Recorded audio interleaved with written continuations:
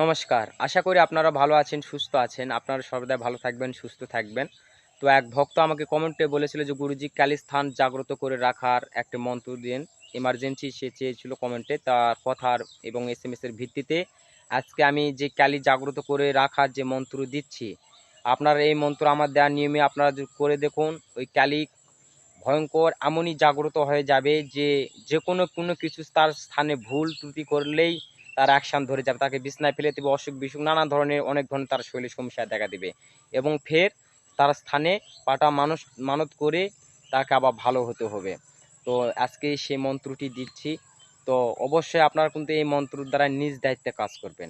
প্রথমে আমি স্ক্রিনে মন্ত্রটি দিচ্ছি এবং মুখে বলে দিচ্ছি, আপনারা শুনুন। শুনলেই বুঝতে পারবেন যে এই মন্ত্রর টোটাল কী রকম, শক্তি কী রকম। আমি স্ক্রিনে দিচ্ছি এবং মুখে বলে দিচ্ছি, আপনারা শুনুন।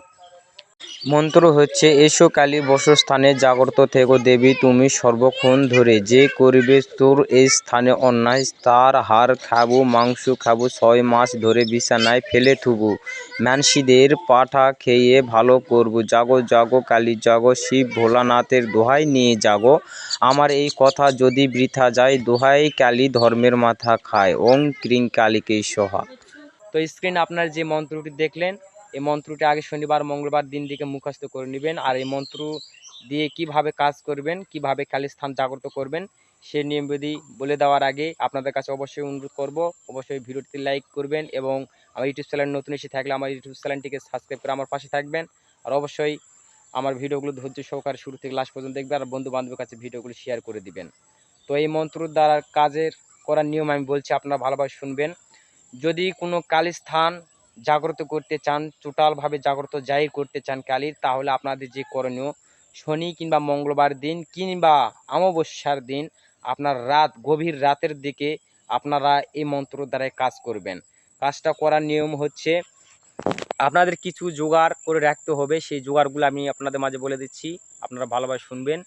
যে শ্মশানকালী আছে, যে শ্মশানকালী পূজা হওয়ার পর প্রতিমা বিসর্জনের পরে যে শ্মশানকালীকে ডুবানো হয়, ওই ডুবানোর আগেই আপনারা ওই শ্মশানকালীর জিহ্বাটা একটু আপনারা ভেঙে নেবেন। কালী ডুবানোর আগে জিহ্বাটা একটু ভাঙিয়ে নেবেন। নেওয়ার সঙ্গে আপনারা জোগাড় করে নিয়ে আসেন ওই জিহ্বা, শ্মশানকালীর জিহ্বা। আর আপনাদের করতে হবে শিং মাছ, আমরা গ্রাম ভাষায় কানস মাছ বলি, আর অনেক ক্ষেত্রে শিং মাছ কেউ বলে চেনে। ওই শিং মাছের বাম সাইডকার একদিককার একটা কাঁটা নেবেন। ওই শিং মাছের একটা বাম সাইডের কাঁটা এবং শ্মশানকালীর জিহ্বা এবং একটা উড়ের জবা ফুল, নালটকটা উড়ের জবা ফুল, এই 3টা সামগ্রী এক জায়গায় করবেন। করার পরে আপনারা যে কালী স্থান জাগ্রত করবেন সে স্থানে আপনারা বসবেন।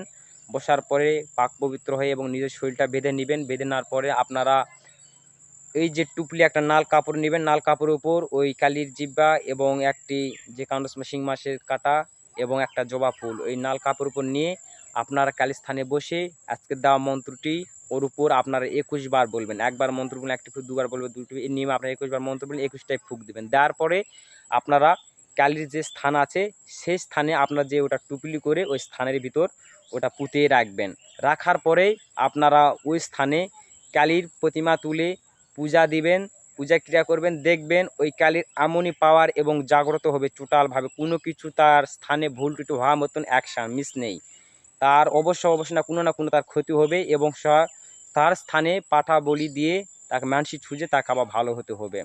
তো এটা আগেকার বহু এগুলা স্থান এগুলো জাগ্রত করার এটা মন্ত্র। আমি যে নিয়ম দিলাম এই নিয়মে আপনারা করে দেখুন, অবশ্যই ফলপ্রদ হবেন। আর যাই কাজটা করবে, কাজ করার আগে কিছু নিয়ম কারণ আছে, এগুলো অবশ্যই আমাকে ইমোতে লক করে ইমোতে ফোন দিয়ে আমার কাছ থেকে জেনে নেবেন।